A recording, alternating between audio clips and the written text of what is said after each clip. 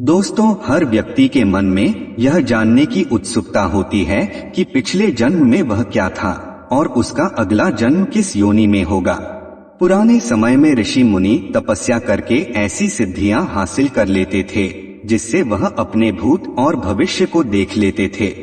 दोस्तों, ऐसा कर पाना हमारे और आपके लिए संभव तो नहीं है, लेकिन हिंदू धर्म शास्त्रों में ऐसे संकेत मिलते हैं जिससे आप अपने अगले जन्म के बारे में जान सकते हैं। दोस्तों, आज के इस वीडियो में हम यह जानने का प्रयास करेंगे कि गरुड़ पुराण में भगवान विष्णु ने पक्षीराज गरुड़ को ऐसे कौन कौन से कर्म बताए हैं जिन्हें यदि मनुष्य अपने इस जीवन में करता है तो उसका अगला जन्म मनुष्य योनि में ही होना निश्चित हो जाता है। इसके साथ ही आप यह भी जानेंगे कि आखिर वह कौन से पाप हैं जिन्हें करने से मनुष्य का जन्म गधे और भेड़िए जैसी योनियों में होता है। नमस्कार दोस्तों, स्वागत है आपका हमारे चैनल वैदिक ज्ञान संगम में।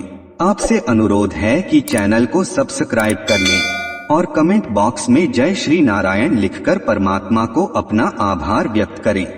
दोस्तों, हिंदू धर्म शास्त्रों में मनुष्य का जन्म मिलना बहुत ही कठिन बताया गया है, क्योंकि पूरे 84 लाख योनियों में मनुष्य ही वह योनि है जिसमें सोच विचार कर सही निर्णय लेने की शक्ति होती है।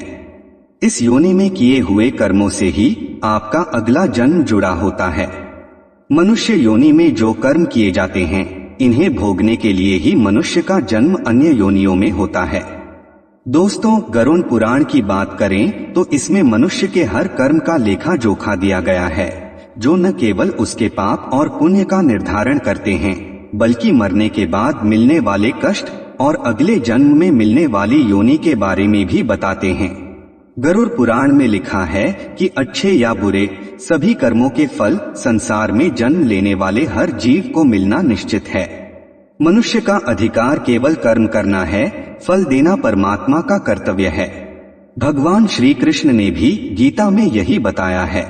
इतना ही नहीं, गरुड़ पुराण के अनुसार मनुष्य अगले जन्म में किस योनि में जन्म लेगा यह भी उसकी मृत्यु से पहले ही तय हो जाता है, और यह तय होता है मनुष्य के द्वारा उस जीवन में किए गए कर्मों के आधार पर। तो चलिए सबसे पहले ये जान लेते हैं कि किन कर्मों को करने से कौन सी योनि में जन्म मिलता है। दोस्तों, सबसे पहले आपको यह स्पष्ट कर दूं कि इस जन्म में मनुष्य योनि मिलने का अर्थ यह नहीं है कि आपका अगला जन्म भी मनुष्य योनि में ही होगा। गरुड़ पुराण के अनुसार जो अच्छे कर्म करते हैं केवल उन्हें ही मानव जीवन मिलता है। जो मनुष्य अच्छे कर्म नहीं करते उनका अगला जन्म उनके कर्मों के आधार पर 84 लाख योनियों में किसी भी योनि में मिलता है। अनेकों योनियों में भटकने के बाद अंत में फिर से उनका जन्म मानव शरीर के साथ होता है। दोस्तों, मनुष्य के अगले जन्म के विषय में गरुड़ पुराण में एक कथा का उल्लेख मिलता है। इस कथा के अनुसार एक बार महर्षि वेद व्यास ने ऋषियों से पूछा कि किस कर्म से कौन सी योनि में जन्म मिलता है। सबके विचार सुनने के बाद उन्होंने ऋषियों को इसकी विस्तार पूर्वक जानकारी दी और यह भी बताया कि मनुष्य जन्म प्राप्त करने के लिए किस प्रकार के कर्म करने चाहिए। वेद व्यास जी ने बताया कि जो भी व्यक्ति पराई स्त्री के साथ संबंध बनाता है और हमेशा ही स्त्री का अपमान करता है उसे भयानक नरक भोगना पड़ता है। इसके बाद ऐसा करने वाले मनुष्य को एक एक कर कई अलग अलग योनियों में जन्म लेकर उसके कष्ट उठाने पड़ते हैं। महर्षि वेद व्यास ने बताया कि मनुष्य को हर स्त्री का आदर करना चाहिए, चाहे वह पराई क्यों न हो। स्त्री का निरादर करने वाले सबसे पहले भेड़िए के रूप में जन्म लेते हैं, इसके बाद वो कुत्ता बनते हैं, फिर सियार, गिद्ध, सांप, कौवा और बगुला बनते हैं। इन सभी योनियों में जन्म लेने के बाद उन्हें फिर से मनुष्य योनि में जन्म मिलता है। महर्षि ने बताया कि बड़ा भाई हमेशा पिता तुल्य होता है, इसलिए वह सदैव ही आदरणीय है। कभी भी किसी भी परिस्थिति में उसका अनादर नहीं करना चाहिए, अन्यथा कौंच नामक पक्षी के रूप में जन्म लेना पड़ता है। कौंच पक्षी का जीवन काल 10 वर्षों का होता है। अगर इस दौरान उस पर ईश्वर कृपा हो जाए तो वह अगले जन्म में पुनः मनुष्य में जन्म लेता है, अन्यथा उसे दूसरी योनियों में भी भटकना पड़ सकता है। महर्षि वेदव्यास ऋषियों को आगे बताते हैं कि चोरी करना हमेशा ही गलत है, फिर चाहे वो स्वर्ण की हो या फिर वस्त्र की। चोरी करना हमेशा ही पतित कर्म है। चोरी करने वाले मनुष्य को इसका परिणाम भी अपने जीवन काल में ही भुगतना पड़ता है। उन्होंने कहा कि अगर कोई व्यक्ति वस्त्रों की चोरी करता है तो वो अगले जन्म में तोता बनता है, और यदि व्यक्ति ने सुगंधित पदार्थ की चोरी की होती है तो वो अगले जन्म में छछूंदर के रूप में जन्म लेता है। इसलिए दोस्तों, किसी भी परिस्थिति में की गई चोरी को सही नहीं ठहराया जा सकता, और ऐसा करने वालों को इसके गंभीर परिणाम भुगतने ही पड़ते हैं। महर्षि आगे बताते हैं कि अगर कोई व्यक्ति किसी की हत्या या कोई दूसरा जघन्य अपराध करता है तो उसका अगला जन्म गधे की योनि में होता है।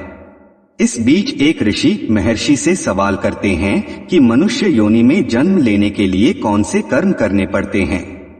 इस पर वेद व्यास जी कहते हैं कि गरुड़ पुराण के अनुसार वैसे तो इस जीवन में किए गए कर्मों के आधार पर हजारों योनियों में जन्म लेने के बाद ही किसी को मनुष्य योनि में जन्म मिलता है, लेकिन अगर कोई मनुष्य अच्छे कर्म करे तो अगला जन्म भी उसे मनुष्य योनि में मिल सकता है। जो व्यक्ति समाज के हित के लिए कार्यशील रहता है, सदैव दूसरों की मदद करता है, पशु पक्षियों और अन्य जीवों पर दया करता है, जरूरतमंदों की सहायता करता है और बिना किसी स्वार्थ के संचित धन का उपयोग धार्मिक कार्यों के लिए करता है, ऐसे व्यक्ति का अगला जन्म भी मनुष्य योनि में होना तय है। दोस्तों, इसके अलावा गरुड़ पुराण में ये भी बताया गया है कि मनुष्य के अंतिम समय में मनुष्य की आसक्ति जिस चीज की ओर होती है उसका अगला जन्म भी उसी पर निर्भर करता है। यदि कोई व्यक्ति मृत्यु के अंतिम क्षण में किसी स्त्री को याद करते हुए प्राण त्याग देता है तो उसके अगले जन्म में उसका स्त्री बनना निश्चित है। जो व्यक्ति अपने अंतिम क्षण में ईश्वर का नाम लेता है तो वह मुक्ति के मार्ग पर अग्रसर हो जाता है।